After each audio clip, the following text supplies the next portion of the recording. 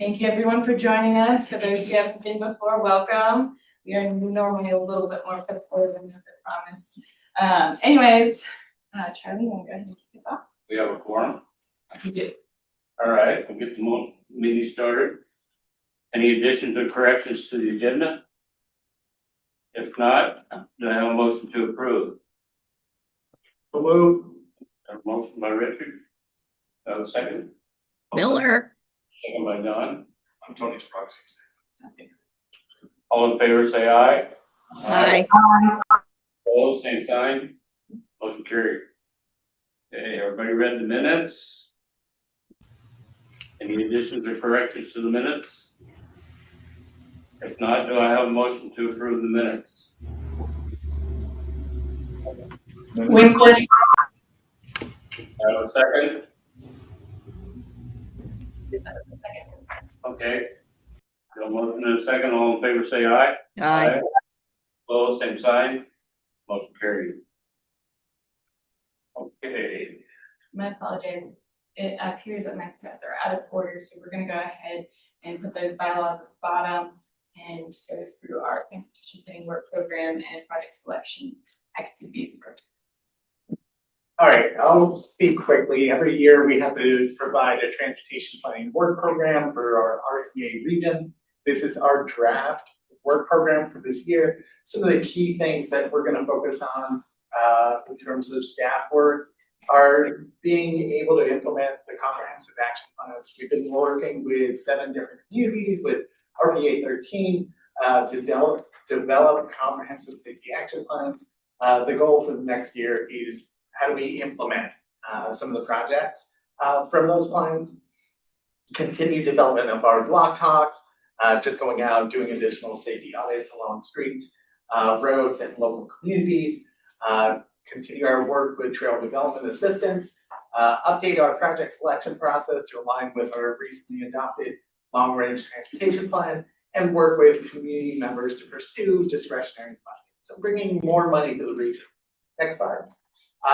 This is how the budget works out. Every year we're apportioning 2 grant accounts, Federal Transit Administration 5311 and Federal Highway State Planning Resource Programs. These are all federal funds. So from here you can see that we have 3 primary work categories: management and administration, regional transportation planning, where we do a lot of the RTP work, a lot of block talks, etc., and then the TIP and local projects. All this amounts to about $70,508 with a local match of $14,130. Next slide. Carlos? Yes. Carlos, this is Susan. Yes. We're not seeing the slides. We're kind of in the dark here. We're not sure what you're talking about. It's imaginary numbers, Susan. I'm kidding. Okay, as long as Pot County's at the top, it's okay. Yeah, well, our staff is working on this. Sorry, Susan. That better? Yes, thank you. I'm gonna just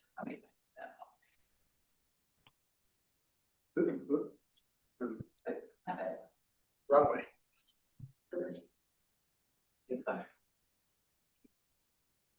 We're right there. Are you seeing the?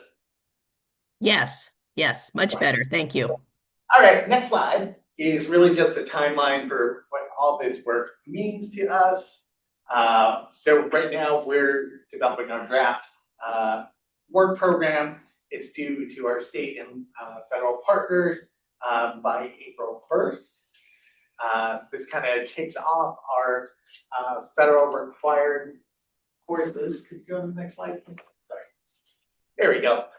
This kicks off our federally required actions that we take every year, starting with our TPWP due April 1st to Iowa DOT and federal partners, followed up in May with our final work program where we've straightened out the edges, fixed all the little incongruencies.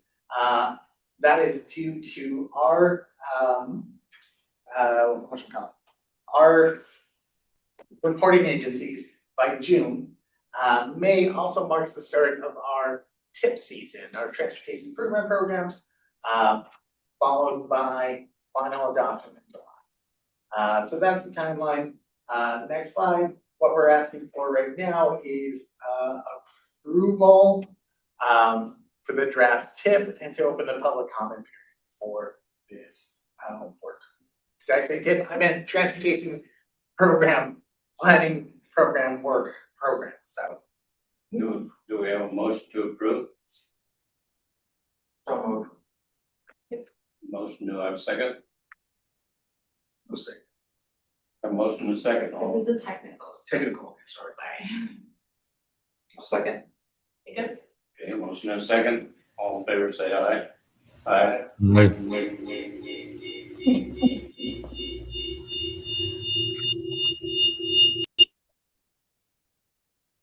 Aliens. I'll move to approve for the policy. All right. Do I have a motion, do I have a second? Second. I'll make a second. Okay. All in favor, say aye. Aye. Hi. Opposed, same sign. Motion carried. All right. So, thing we're all excited about, we've got our FY27 TA set aside project selection that we will be taking care of today. I'm gonna go through just a quick brief summary of this for those who aren't super familiar with the program. This is specifically for projects that are important locally, regionally, specifically for the RPA-18 boundaries. It includes construction, planning, design activities that can be PE, and these projects are typically somewhere along the lines of trail development or other facilities for pedestrians, cyclists, other non-motorized forms of transportation. It can also include safe routes to school projects, and that's also included as a bonus points in the scoring, which we'll take a look at here for this project.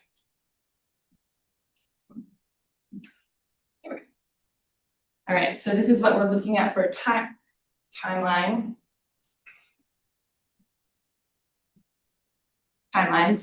And we're here at the end of the process for our TASA STBG project selection. We had that open call for projects and amendments in the fall, that informational meeting in November. Applications were due in January, and of course now we're getting to the point where we're looking at applications themselves, and we'll be finalizing that here today.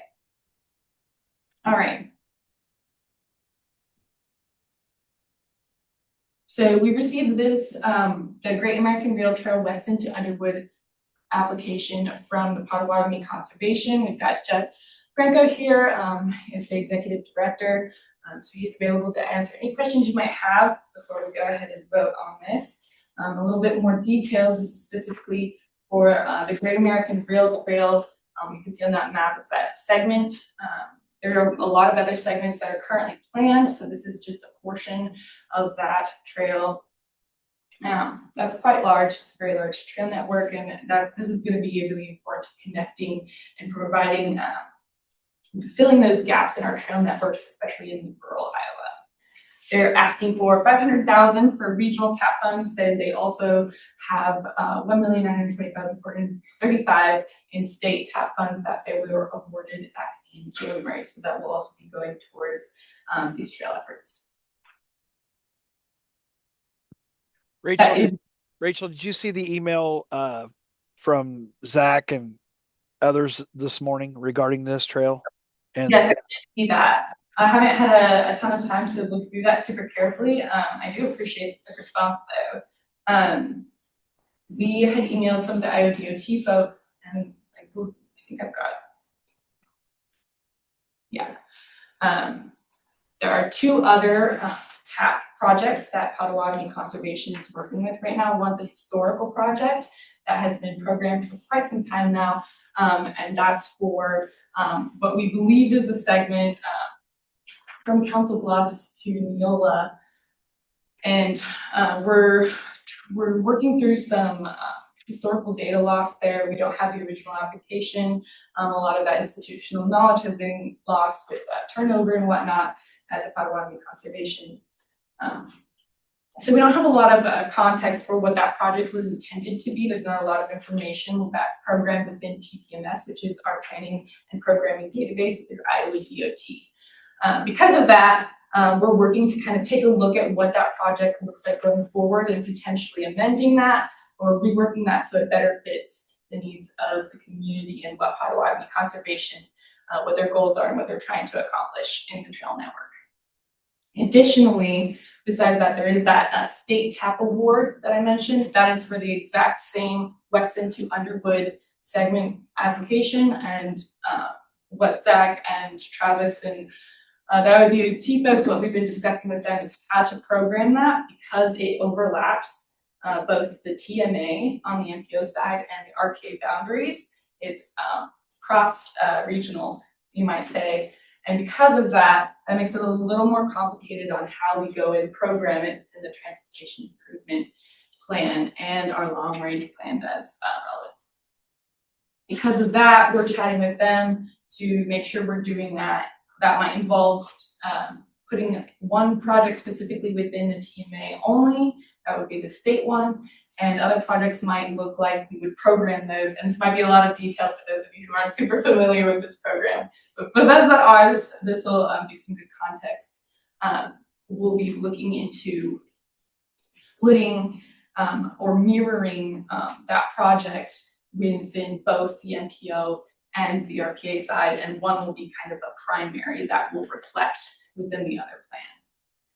And that's mostly just a lot of the administrative side of things, practically, that won't have a whole lot of bearing on those that are sponsors of the project.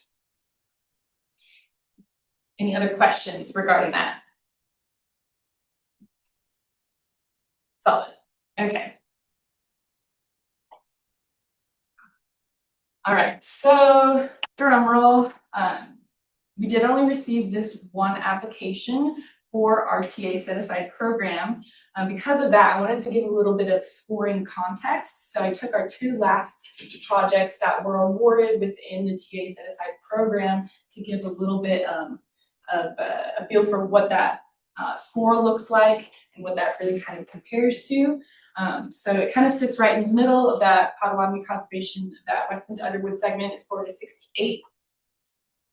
Of that Logan project, 71, and the Shelby County Ballpark to Ballpark Trail phase 2 was 65. Both of those ended up being selected and are currently programmed, and I believe actually the City of Logan project has completed. So that's just some scoring context. We're not going to go super deep into the scores unless you guys have specific questions, just because that can get really technical really fast. If you do have specific questions, though, I'd love to hear them.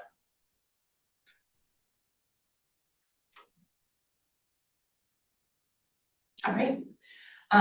Some key notes, and we'll look really quickly here. Oh, can I do that? Latifah, I'm actually going to have you pull up that link you see on the sheet that's highlighted right there. Click on that. Lovely. All right, and then if you could just scroll down a little bit so we can kind of see that a little bit better. Maybe not that much.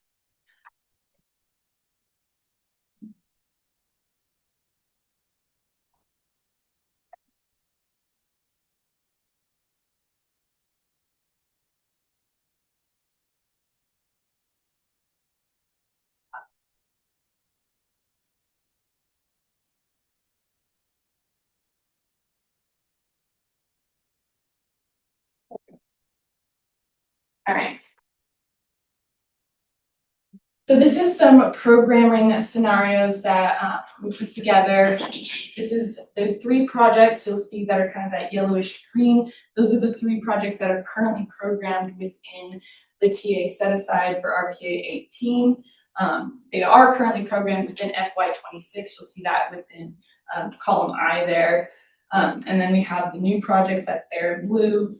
And then on the right of that, you'll see those different columns where they have the fill-in of what the funding is on those specific years. That's a programming scenario we put together. One of the things we need to make sure is that we're staying fiscally constrained for each year. And so that just means we can't program them all in one year, because otherwise we wouldn't be fiscally constrained, because the amount of funding we're working with year to year is going to fluctuate and it's going to be limited.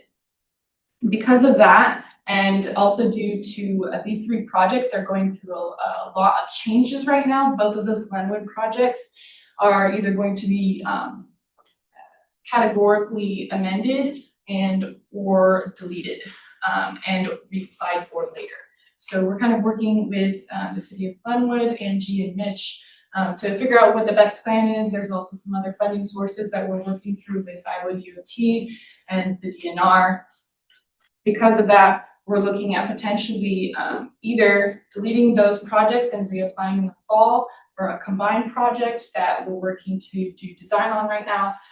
And then for that top one for Pottawattamie Conservation, we're in conversation with Jeff and their team to determine what that looks like and how we can incorporate that within the new project and what's already happening. So that might involve amendments, deletions, or applications when they're ready to use that funding, depending on what their goals are. Will they have their amendment ready before the next call for applications? Uncertain. So we don't have an April meeting. We will be doing all of those. Hopefully, my goal is to get all of those amendments in by our May 20th meeting. I think Glenwood's really close. If we can, we've just got this like 2 final things that we've got to work out with the DOT and the DNR, and then we should be golden. So I think those 2 we can make something happen. We've kind of just started those conversations with Pottawattamie Conservation, so I don't have a good feel yet for where that's going to go or how long that might take. But so we'll have to see kind of how that shakes out. If we don't get that in time, no worries. We'll just roll it over to FY27. Actually, that project was initially noted as not being available for completion until FY29. That's within the TPMS program notes. So we've kind of known for a while that this was going to just need to be a continuous rollover for that top Pottawattamie Conservation Project. As far as the specific years I have these programmed in, this is a sample. This is kind of based off of what I think the communities are going to be ready to do and or able to do currently. Pottawattamie Conservation has a goal of working that project to be in FY27. So we're going to try and make that happen. And then we're working with the Glenwood, and they're kind of at a point where they think they're going to be waiting until next year to do anything further on those projects. So FY28 works really well for them to kind of make anything happen on their end. And then we're kind of waiting to see what happens with that final Pottawattamie Conservation Project. There's room to move it. You can see at the bottom there, kind of that final line where it says final balance down at the bottom. Yeah, let's keep the X out of that. Yeah, of the final balance. You can see that there is room for that $200,000 project. We can even try moving it around. Oh wait, I'm gonna steal your mouse for a second. So we wanted to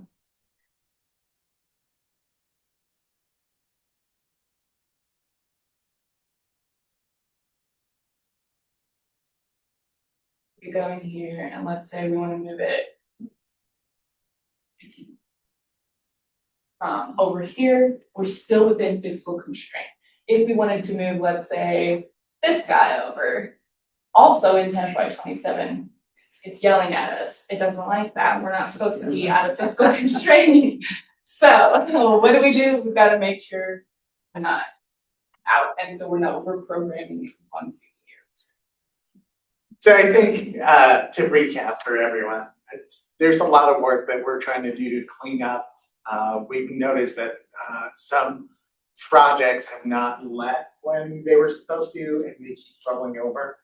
Our staff is going to take a closer look, help navigate some of these inconsistencies, and come back in May when we're doing the tip for kind of programming. But I think the important part for this is this new application from Pottawattamie Conservation fits within the fiscal constraint, and we can program it in any of the following future years. So I think. Yeah, that's a good summary. That all being to say, there is flexibility. The really big one that's going to be a little bit harder and we'll have to be more careful with is that $500,000 project, just because the bigger chunk. Yeah, you know, you can only fit so many big rocks in the jar, right? It's the same concept here. So we have to be careful where we program that in relation to the other projects. But otherwise, we do have some flexibility as far as where and when these projects happen within the fiscal year setup. Do you have to let that through the DOT? DOT levy, Yes. so 27 is pretty optimistic, because that's October. Yeah, we're aware that it's optimistic. Trying to push on this is, you know, we've spent a number of years trying to get a huge number of trails done. And we want to be present with it, but at the same time, we understand that we don't want to be unrealistic. And whatever's going to work best for this group to make sure that this happens in an appropriate time frame that doesn't cause headaches. They can certainly work in that time frame. So you be ready for fall letting then? Because I think there's a good chance that Matthew, you want to take us back to the slides? And then can you exit out of the little box players so we can read that? So far. Awesome. All right, so just going over some of those details regarding that project. Like I said before, it's going to be a really big important part of that Great American Rail Trail and a key gap closure. That's going to be a really important part of developing that network. The funding for this project is largely identified. There are a few things we have to work on when it comes to documentation gaps for some of these funding sources, and that's mostly just an administrative thing that should be really easy to work out. And then, of course, like we mentioned before, there's some multi-segment funding complexity and alternative projects that are related as well. That makes this a little more complicated than some of our other projects. Like you guys were discussing, letting they have that goal of January 27th. Reasonable, but we'll have to be careful about how we move forward and make sure that we've all got our ducks in a row when it comes to that letting date. Some of the other details, they've got PE started, they don't have NEPA, and right away they just have one parcel out of, I think, 4 that they have left to acquire. So they're really almost done with that right of way acquisition. So they're not quite shovel ready, but we're definitely getting there. I think NEPA might be the biggest concern as far as that timeline. So I'm gonna make sure we're taking a look at that and making sure we're processing through those federal procedures and schedules. Rachel, on that remaining right away, we've had several discussions with the landowner and verbal agreement that we will get be able to work something out there. So this gets some formality. Awesome, that's great to hear. And like we were also talking about, we're actively coordinating with the IODOT folks to work through the programming guidance for those overlapping geographies.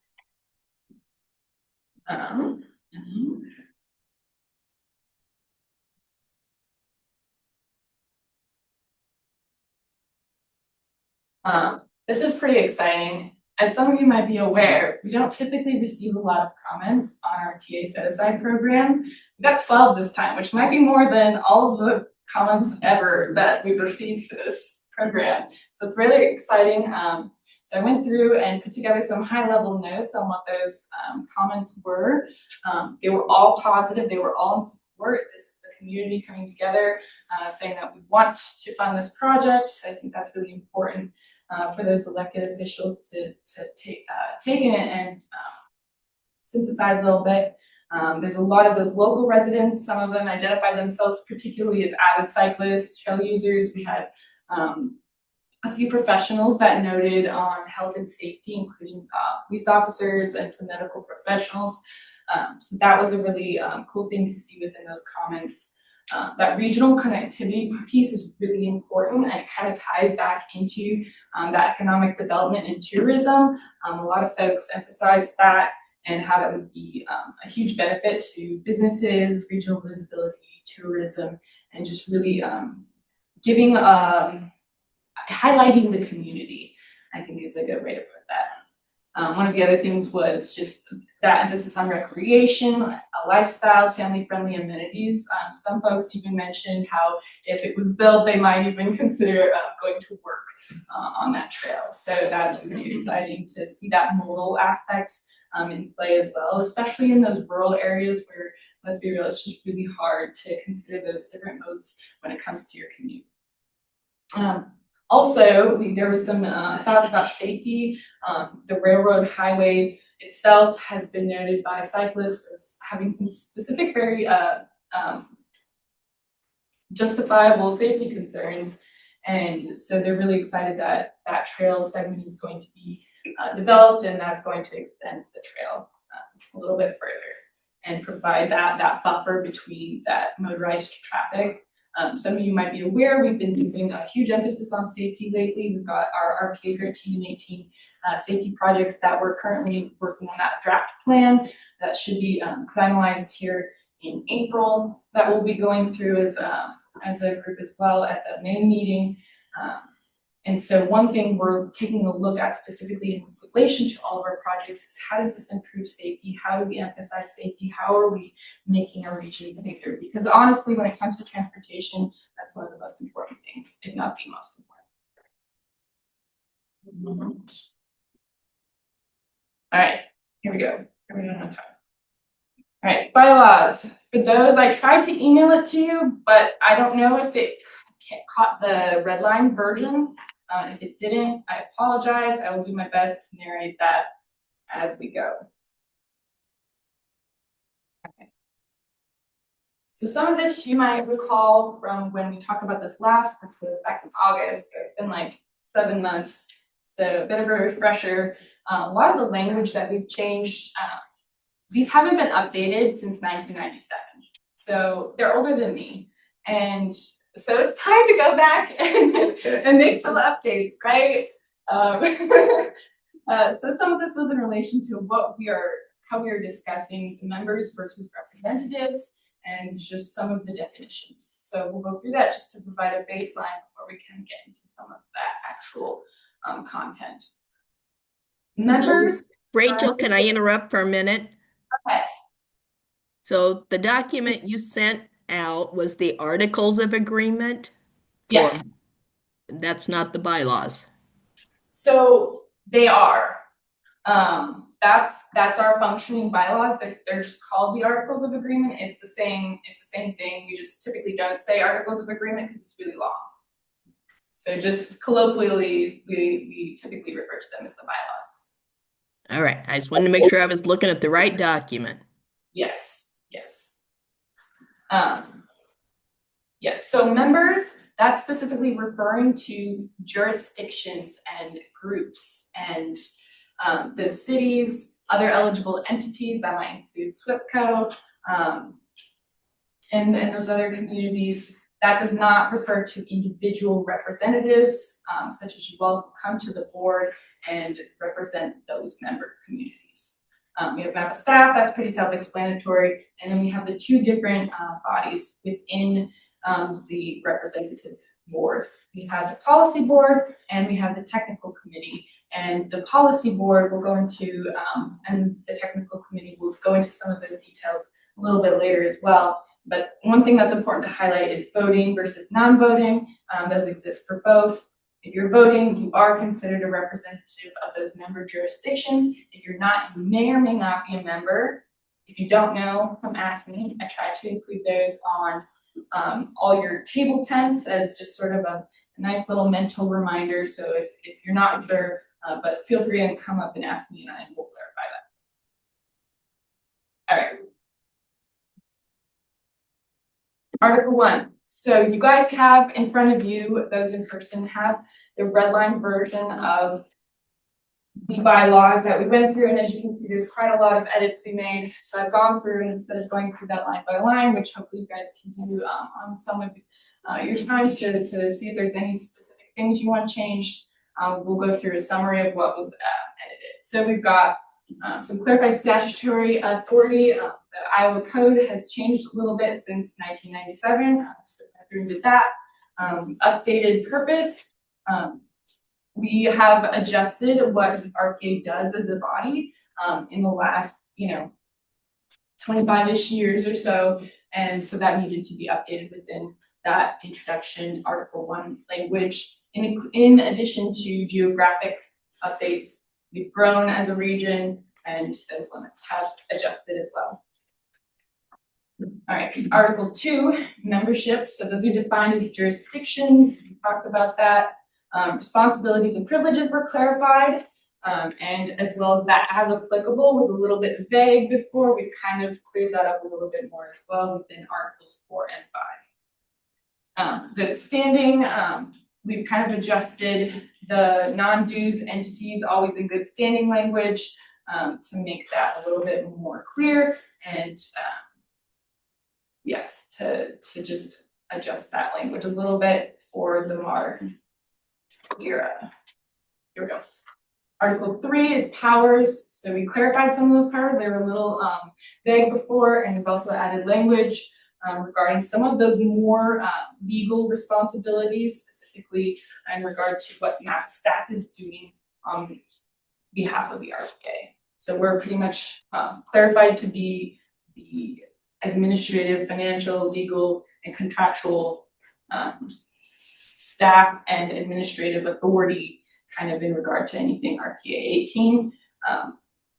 Some of that was spread across various members and other third parties. So we've just narrowed that down because it wasn't something that we were really taking advantage of and that we were actually implementing ever. So it just wasn't necessary.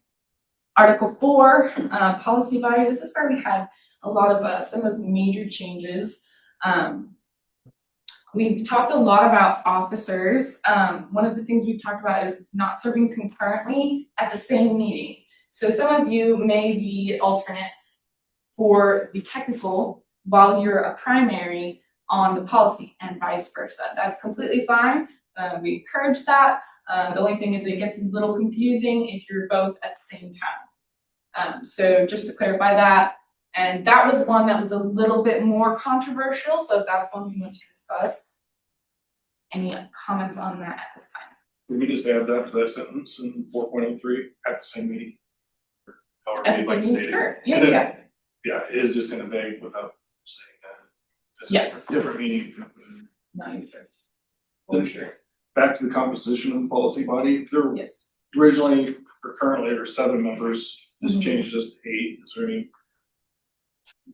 any adversity to having an even number? Do we need an odd number, or does it really matter? I haven't really seen a whole lot of adversity. We did come up with several different ways of what that might look like because of the concerns historically back in August when we talked about this about meeting quorum and whether or not that, and we'll get to this a little bit in more detail, that small community representative, what that looks like. The version that I have in those meeting minutes, and I tried to get it so that they were all in there and it didn't work for some reason. So I apologize for that. If you do want that language though, I can get that to you after the meeting. But I'll go into this a little bit more detail on the small community representatives. That's the one that we would be adding. So right now we've got 4 counties, 3 cities. Well, technically we have 2 cities, but we, it was decided at a previous meeting that we were going to add Missouri Valley, and that was an adjustment to the population threshold. Previously it was 5,000, or no, it was 5,000, and we've adjusted it to 2,500 to allow for one, for Harlan to remain a voting member because they had recently dipped below that threshold by just a tiny bit. But according to the census and the way we had the bylaws written, they were considered no longer a voting member, just because of that population threshold. So we wanted to make sure that they were able to maintain that representation. And so we adjusted that back down to 2,500, taking into account the fact that the region, a lot of the cities are losing population because of aging and just folks moving into more urban areas. And so we wanted to account for some of that equalization that was happening. So that there wasn't just a couple representatives from the more populated areas. Part of the whole point of an RPA is that we do have representation from rural communities, and we want to make sure we're maintaining that. On that note, here we go.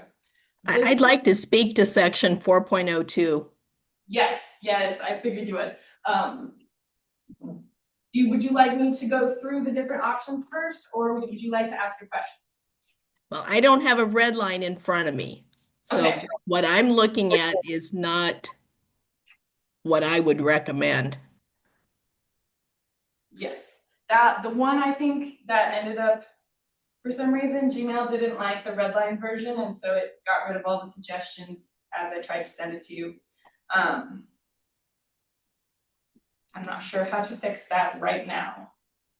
But the section that you're talking about is relatively brief, so I can actually go through and we can just discuss that section specifically, if that's all right with it. So section 4.02, like Susan was saying about composition of the policy body, I take it you're talking about the third paragraph, or I'm sorry, you're not looking at this. No, I'll go ahead and just read through the voting representatives section, as that's the one that I think has been historically the one we've discussed the most. So we've got voting representatives. The policy board shall be comprised of one elected official from the board of supervisors of each of the following counties: Harrison, Mills, Pottawattamie, and Shelby. Each county representative shall be designated by its respective board of supervisors in January following each county election, with such designation provided in writing to MAPA RPA-18 staff prior to exercising voting rights. This was one of the things, Susan, I know you've mentioned this before. You wanted to make sure that this was connected to those elections that were happening and there wasn't a big delay that would be happening when that turnover was taking place. Is that language more acceptable? Yes, because it does not require the chairman of the Board of Supervisors to be on this committee. Yes. Yeah, we want to make sure that that wasn't a requirement. Right. It's more important that you've got a supervisor with some continuity and not having to change in January of every year and having to start the learning process over again. For sure, definitely.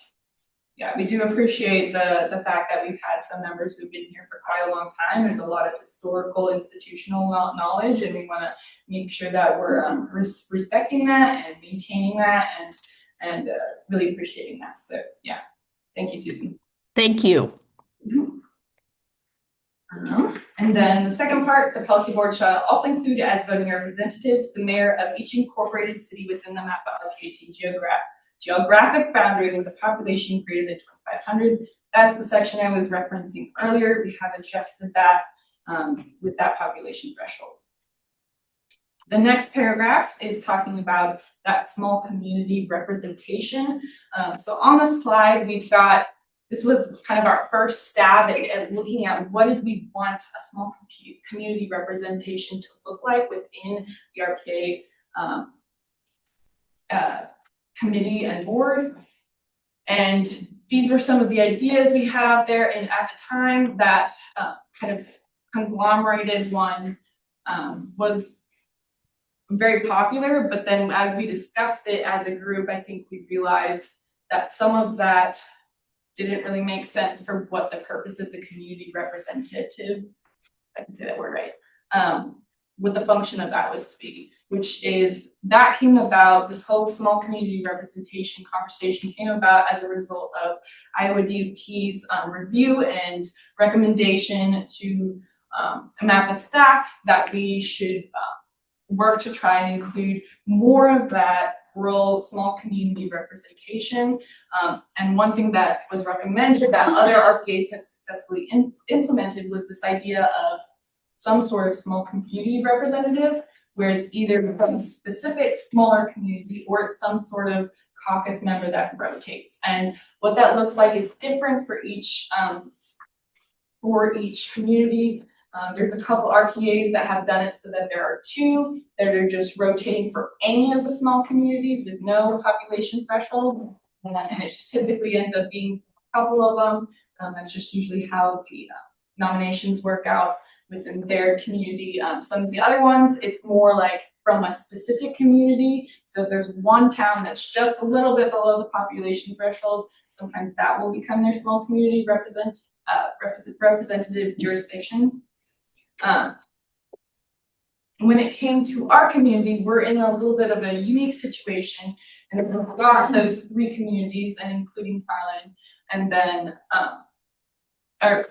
we had Glenwood and Harlan, which we adjusted the population threshold. And while we were looking at that, we were taking a look at Missouri Valley and realizing, wow, like they're really close to being one of what we would consider our bigger small communities. And so we felt like that was a good opportunity to include them within representation as their own member. Or one of the other options was to look at that as a member within the small community representation, kind of like I mentioned before. So that was one of the other options. It was also briefly discussed having multiples. That was tabled just because of concerns about quorum. You'll see that on number 5 here. And then the one that I have currently included in the red line version, which is the one we talked about most recently, is the option where it's small community representative from Pottawattamie County. That was in an effort to provide a little bit of equalization. Pottawattamie County initially had 2 policy votes. They were the only jurisdiction that had 2 policy votes. And as we were working through these, we did remove that privilege from Pottawattamie, but with the idea that instead of having one person with the power of 2 votes, you'd have a small community representative from Pottawattamie County who'd be representing those smaller communities that would then take on that extra vote.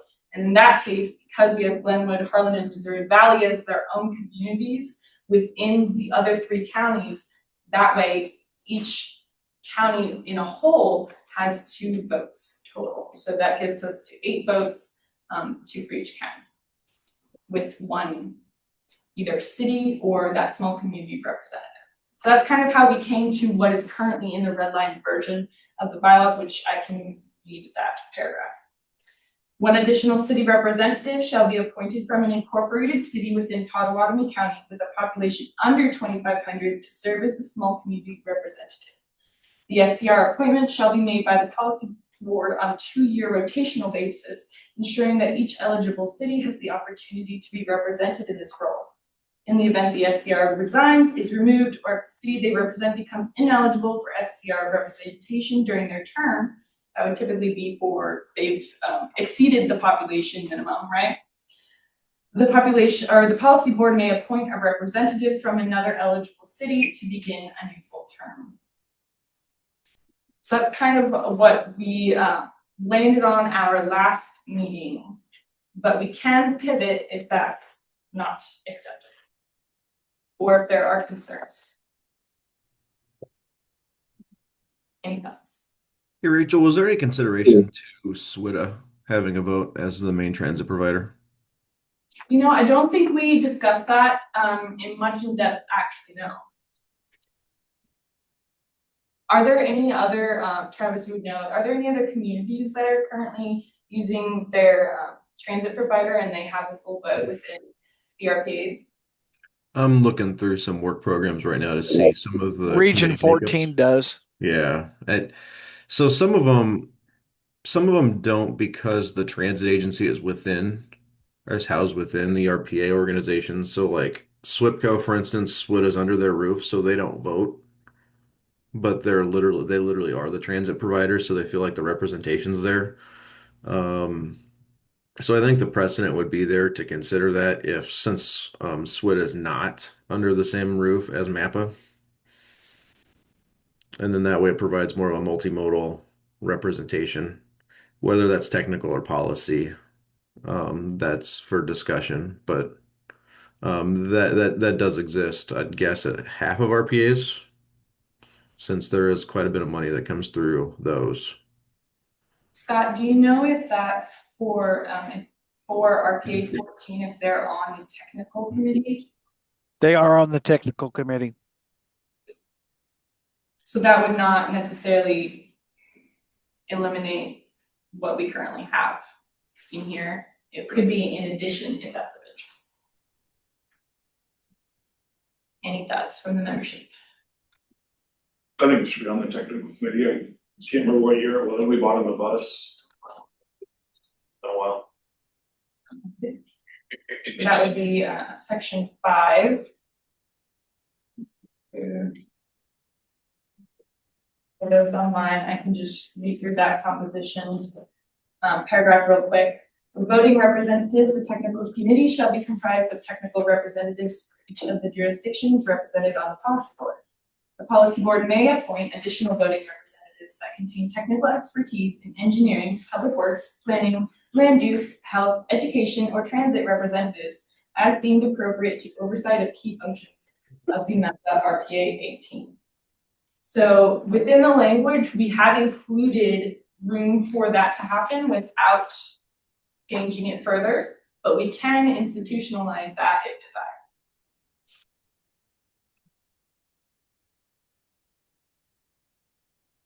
Any thoughts?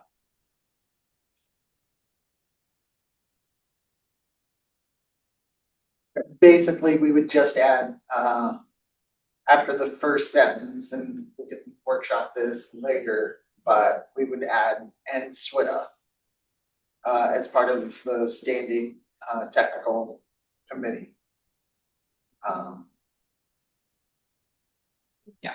It's up to you guys. I guess. Worried about quorum, I guess. Yeah. I think in an ideal scenario, you would have one transit representative of some type, and then one who represents applicants for TAP funding in some capacity. That's been a really common recommendation that we've been providing to RPAs during the standard planning review process the last few years.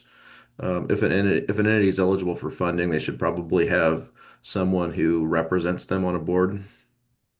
So that's just something to kind of keep in mind. No, I like that idea. Good.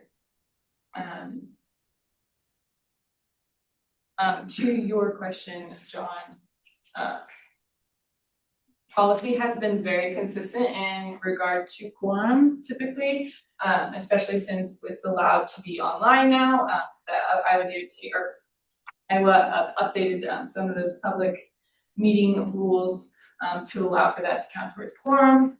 As part of that, though, we do typically struggle more on the technical committee. I think part of that is due to, until now, it hasn't been institutionalized. It wasn't officially required. In fact, before, which we can take a look at that now. Article 5 is actually completely new. We didn't have any bylaws or rules for the technical committee prior to right now. We essentially just mirrored what we were doing on the policy side and adapting that for what we needed when it came to technical advisory and representation. So this is the first time we've really put any of this into writing, so there's a lot of room to make edits. One thing that I would like to try and work with is to try and keep things clear without being overly prescriptive is a good word. We want to make sure that these bylaws will be able to age maybe a little more gracefully than their predecessors, so that we don't have to update them hopefully sooner than 25 years, but not maybe as often as we might otherwise need to if we had everything detailed out, because a lot of things change, especially in rural communities, and we want to make sure we're able to be flexible without having to worry about editing the bylaws. This version of the bylaws editing has been somewhat lengthy, and so I want to make sure we're using our time well within this group as well. And so that means we don't want this to drag out or be something that we have to come back to all the time because we realize it doesn't fit the needs of the group anymore. That's one note. Do we have a quorum requirement on the technical committee currently? Do we need one? I guess maybe is what the question is. The policy board's making the decisions, honestly. Yeah, that's. If there's not one now, I don't know if we should have one. Yeah, I think, let's see, I don't remember. I included that.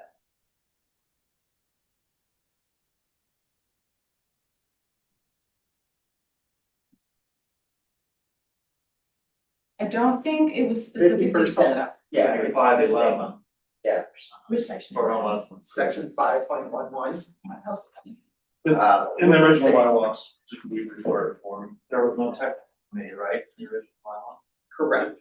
Right. There was none of those before. And so So we're just something mirroring. happened.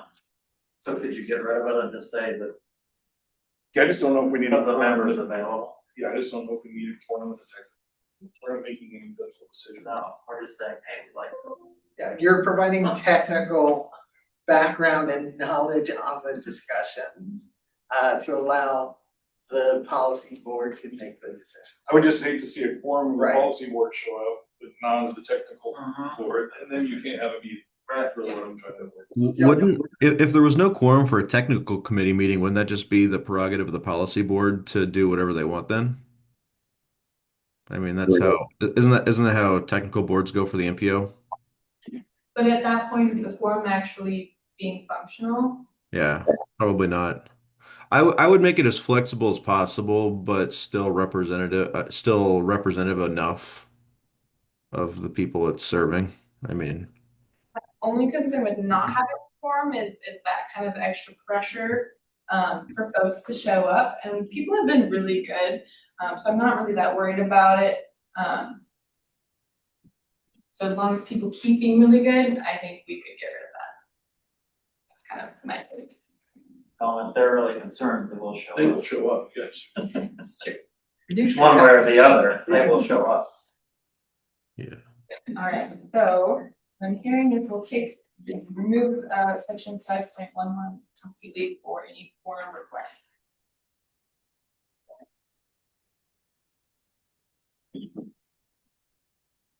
And then, all right, so wrap this up really quick, so I know We're we're still in chapter 4, right?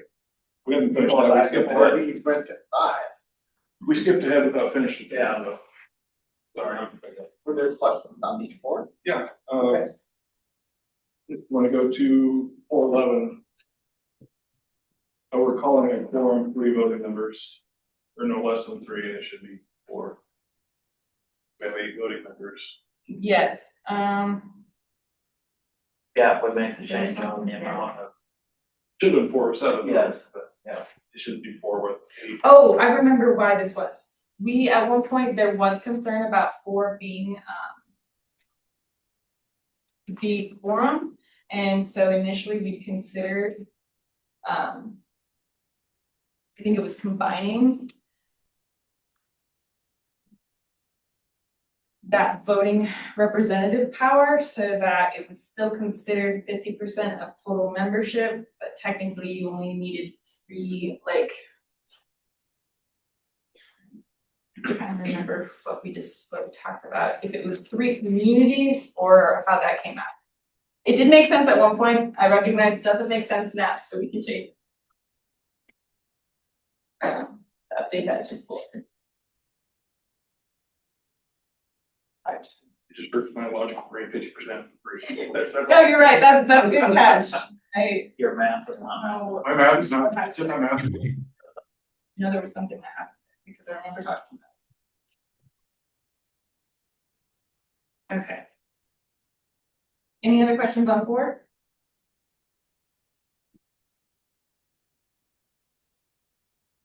Well, that was it, just that paragraph 411. All right, and then we talked about 5 already. 6 and 7 were super minimal. We can re-see those. Those are just the language updates. And then that was our bylaws. 8 and 9, also super minimal language updates. The only thing we did add in was a 5-year review cycle. That doesn't necessarily mean that we have to actually change anything. It just means we go in, staff goes in, we review it, say, hey, is this still working for us? Is there any things we would like to change, more so that we don't have to do you can see all the lines on here, right? It's a huge update. There's a lot of language change. So we want to make sure we're doing that more on a regular basis, making those small changes if needed, and if not, so much the better. That's the point of that. All right. So with those changes of removing 5.11 and adjusting 4.1, 4.1 to be 4 voting representatives. Is there any other edits that are requested? Did you catch 4.03? You're gonna add something about at the same meeting. Yes. Okay. That's good. Did 411, right? 4.3, 4.11, and 5 points. Maybe 511 is just we do the technical committee and we don't worry about the percentage. But about having representation. That 3 is pretty easy.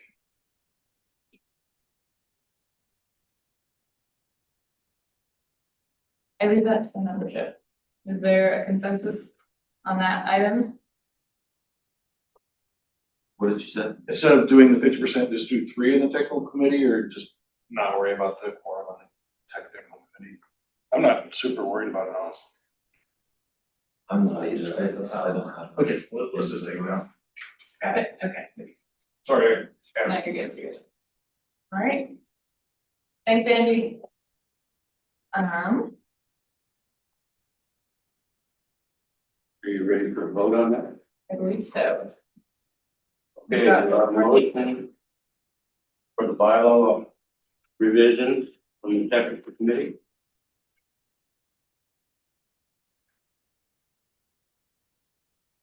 Move to approve with the added changes. Okay, motion by Jake, do I have a second? Second. Second by Chris, all in favor say aye. Aye. Hey, motion from the policy committee. So move. Motion by Richard, do I have a second?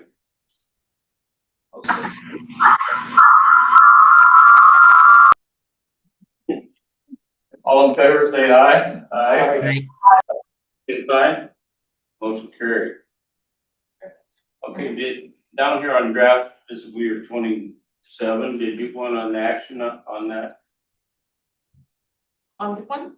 Officer nominations? No, the DPW draft. We didn't do any of them. We did. We did that one at the beginning. Sorry, the slides, I got them out of order from the way the agenda was put together. So we did do the DPW already.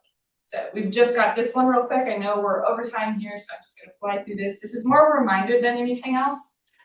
With these updates, we've moved to a biannual, so every 2 years, election cycle. This is one of those years. We'll be doing elections on even years, and then you will retain your officership for the next 2 years instead of the annual we were doing before. This is our current officer board. We've got Charlie Parkhurst and Susan Miller on the policy, and Jacob Barrow and Chris Frederickson on technical committee. You are free to rerun. You don't have to nominate new people, and we're not electing anyone today. So this is more your reminder to think about it, think about what you feel like you're able to do and or want to do.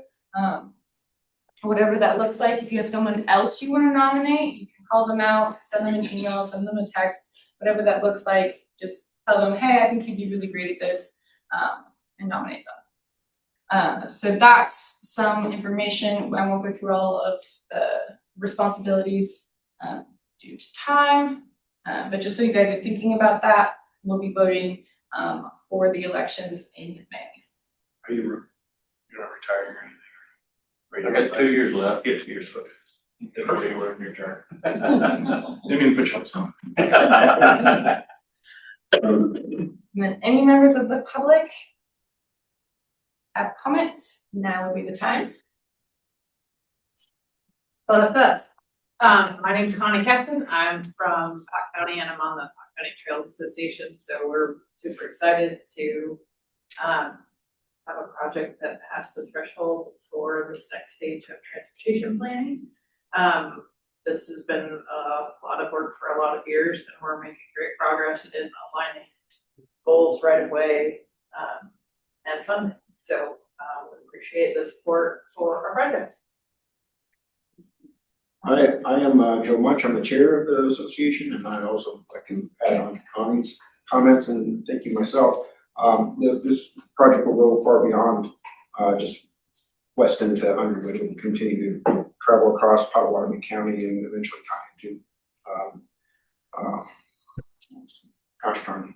there's- Cass County. Yes, Great American. Atlantic is the word I'm trying to. But there's lots of opportunities along the way for St. Cloud Student School and many other opportunities. So this isn't just a short piece, so but it's a critical piece to keep the progress going. So thank you all for your consideration. You're welcome. Jeff Franco, the Director for Pottawattamie Conservation, again, a lot of gratitude to you guys in this room for considering this project. You guys earlier in the presentation mentioned, you target projects that work on multiple levels. As Joe said, this really is a local, a regional, and even a national project. This connects a big trail, and it do a lot for the communities in this area, a lot for the quality of life of people in this area as well. So I'm very grateful for this. Thank you. I'm Barbara Johnston with Steiner Associates, civil engineer for the project. Just working with these wonderful people to make it a reality. Thank you, appreciate y'all. I think that's a record for public comment. All right, any final updates? Again, to this. If you guys don't know, the Safe Streets for All NOFO should be coming out any day now. Super exciting. I know you all have safety plans, so you should all be going out and taking a look at this when it's released. As soon as I get it, I will forward it to membership. For the cities that don't have their plans finalized quite yet, so that's Harlan, Missouri Valley, and Glenwood, now may not be the time to apply for this specific round, but we're really hopeful that they'll reopen up this grant opportunity again in the future. And there's also a bunch of state opportunities that are really good for safety initiatives as well. So we'd love to help you out with those as desired. The RPA project's going great. We've got that final STAG meeting, Safety Technical Advisory Group, in April 14th. That's to go over the final and draft plan. So if you haven't been to one of those, we really encourage that. That's going to be kind of your last opportunity to give input to the plan before we go and finalize it in May. We've also got that Heartland 2050 Learning Site visit to Detroit. If you haven't filled out the form, it's probably too late. But if you have, yay, I hope you have fun in Detroit. Should be a good time. Like I said, our next RPA meeting is at May 20th. We will not be meeting in April. Do not come here. Do not go to Andy's. The doors will be closed. You'll have to leave. But in May, that'll be an important meeting. We'll be going over the draft tip and the final TPWP, and I'll also doing those office elections like I mentioned before. And that should be it. Okay, do I have a motion to adjourn? Second. In the second, all in favor, say aye. Aye. Hi. Meeting adjourned. Thank you all, man. We appreciate you showing up.